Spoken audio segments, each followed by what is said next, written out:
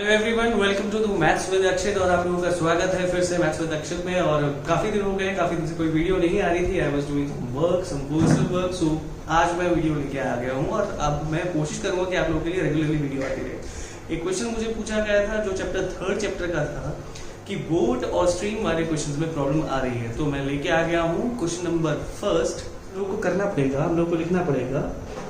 सबसे पहले स्टार्ट करने के लिए हमें let the speed of boat let the speed of ऋतु, मान लिया ऋतु की जो स्पीड है वो है x kilometre per hour and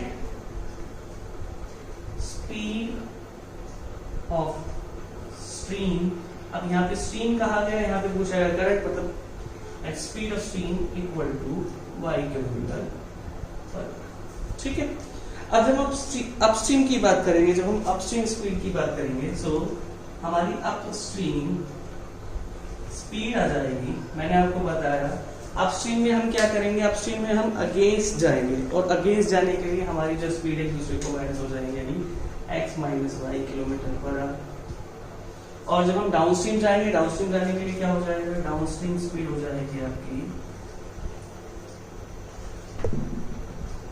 x plus y kilometre per hour. ये दोनों चीजें अगर आपको क्लियर होगी तो मैं आगे दोबारा समझा सकता हूँ एक बार कि let the speed of Ritu is equal to x kilometre per hour and speed of stream equal to y kilometre per hour. उसके अलावा अपस्ट्रीम स्पीड हमारी x माइनस वाई हो जाएगी, क्योंकि मैंने आपको जैसे कि बताया जब हम अपस्ट्रीम के अगेंस्ट जाने की कोशिश कर रहे हैं तो ये दोनों एक स्पीड एक दूसरे को कट करेंगी, तो हमारी स्पीड कम हो जाएगी, तो इसलिए x minus y kilometre per hour. और जब हम डाउनस्ट्रीम जा रहे होंगे, यानी विद द फ्लो जा रहे होंगे, विद द स्ट्रीम जा रहे होंगे, तो हमारी स्पीड आपस में जुड़ जाएगी, तो हो जाएगी x plus y kilometre per hour. अब हमें एक चीज पता है, अब हमें क्या पता है जी, टाइम इक्वल टू होता है आपका distance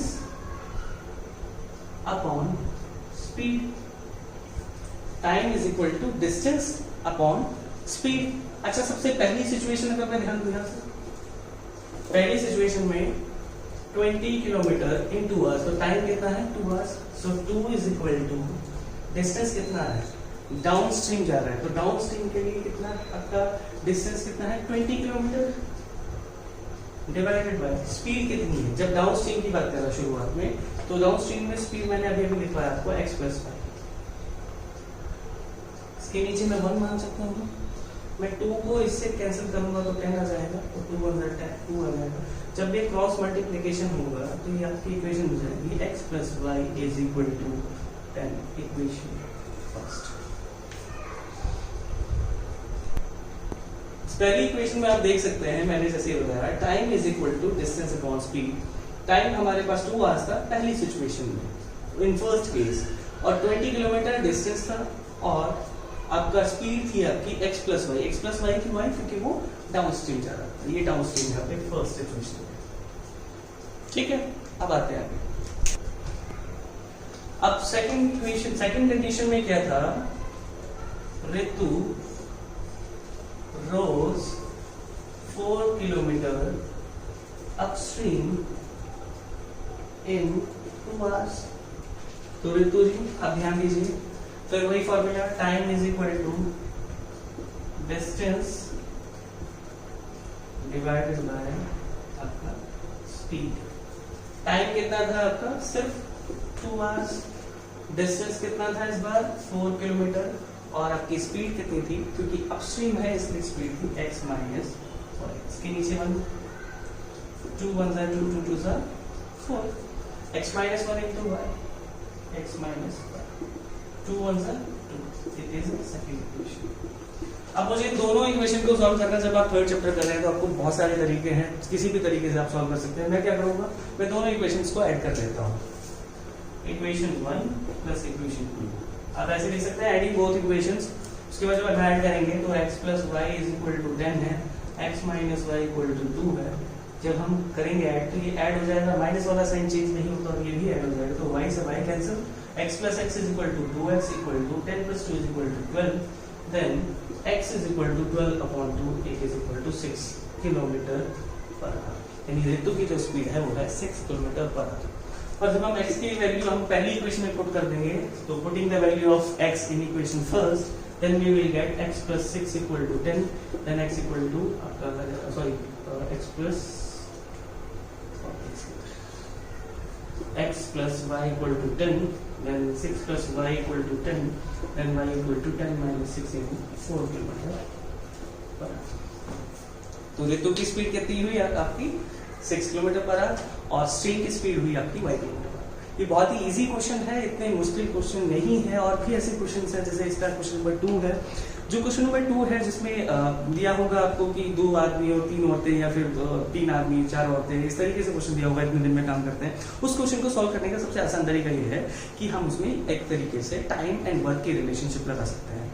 time and work relationship अगर आपने पढ़ा हो तो उसमें इनवर्स रिलेशनशिप होती है टाइम और वर्क की, जो कि मैं आपको सिखाने वाला हूँ। अगली वीडियोस मेरी अब रेगुलर आएगी, किसी भी वीडियो में कोई भी डिफरेंस नहीं रहेगा। कोशिश मैं यही करूंगा कि एक एक 2-2 दिन बाद आपको वीडियोस मिले और अब मैं सारे चैप्टर्स की जितने इंपॉर्टेंट क्वेश्चन हैं उन सबकी वीडियोस आपको देते रहूंगा। प्लीज आप मुझे बताइए कमेंट सेक्शन में कि आपको कौन सी वीडियो, किस चीज की क्वेश्चन की वीडियो चाहिए, मैं आपको तुरंत बना के कोशिश करूंगा कि दूं।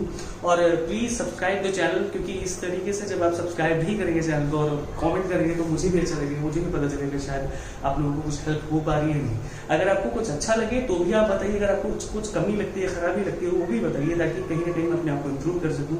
और क्योंकि लेट रहा हूँ, काफी टाइम हो गया, काफी टाइम बाद आऊँ तो उसके लिए माफी चाहूंगा। आई होप मैं आगे से बहुत अच्छे से आपको समझा पाऊँ, और अगर कुछ भी दिक्कत रहे किसी भी क्वेश्चन में तो प्लीज मुझे बता दीजिए। Thank you very much. तो एक और क्वेश्चन किसी ने मुझसे पूछा था, क्वेश्चन नंबर आपका 2 3.6 एक्सरसाइज के फर्स्ट क्वेश्चन का सेकंड पार्ट। आपको ये दिया हुआ है और आपको x और y की वैल्यू निकालनी है। कैसे निकालेंगे? सबसे पहले मैं कह देता हूँ, लेट मान लिया 1/√x equal to a and 1/√y is equal to b।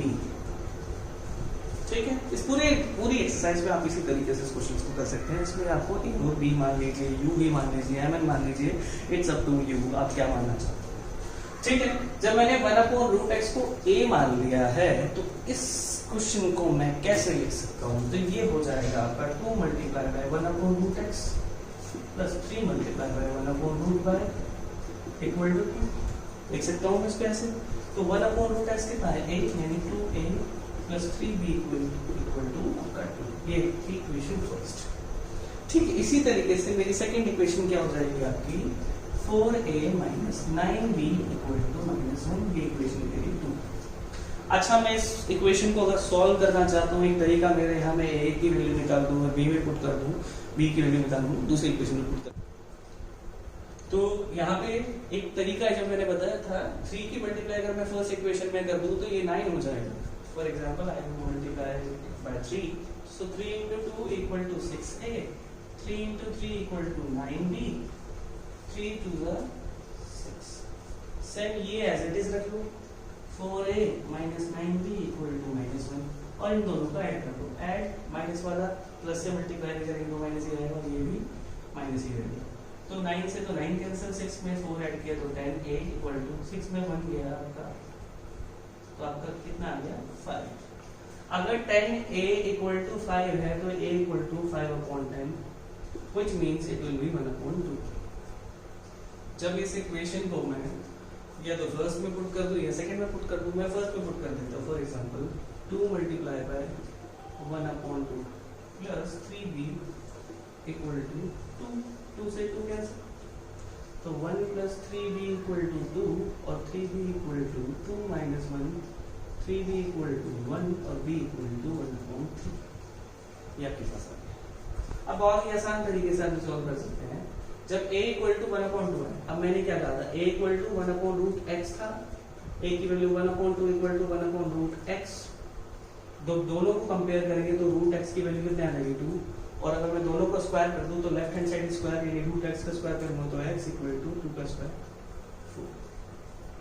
ठीक, इसी तरीके से b इक्वल टू 1/3 आपके पास था, b की वैल्यू आपकी 1/√y थी इक्वल टू 1/3। दोनों को कंपेयर करेंगे √y इक्वल टू 3 और दोनों को स्क्वायर कर दूंगा तो y इक्वल टू 3 का स्क्वायर।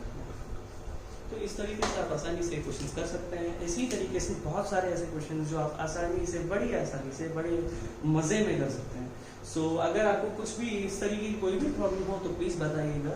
और मैं 2-1 दिन में मैं शुरू कर रहा हूँ मैं 3rd चैप्टर से, क्योंकि 2nd चैप्टर मैंने करा चुका था आपको। 3rd चैप्टर से मैं रेगुलरली सारे क्वेश्चंस जितने भी इंपॉर्टेंट क्वेश्चन मैं कोशिश करूंगा आपको सारे कवर कराने की। 3rd chapter, 4th chapter, 5th chapter, आपका 8th चैप्टर ट्रिग्नोमेट्री जो कि बहुत इंपॉर्टेंट है, 9th चैप्टर हो गया आपका, 7th चैप्टर आपको हो गया, 6th चैप्टर बहुत इंपॉर्टेंट, बहुत ही ज़्यादा इंपॉर्टेंट 6th चैप्टर है।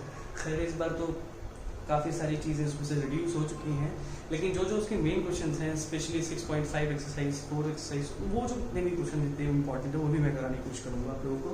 सो अगर ऐसी भी कोई भी रिलेटेबल आपको कोई भी क्वेरी हो, सो प्लीज़ टेल मी, मुझे बताइएगा। Till then thank you very much and please subscribe the channel.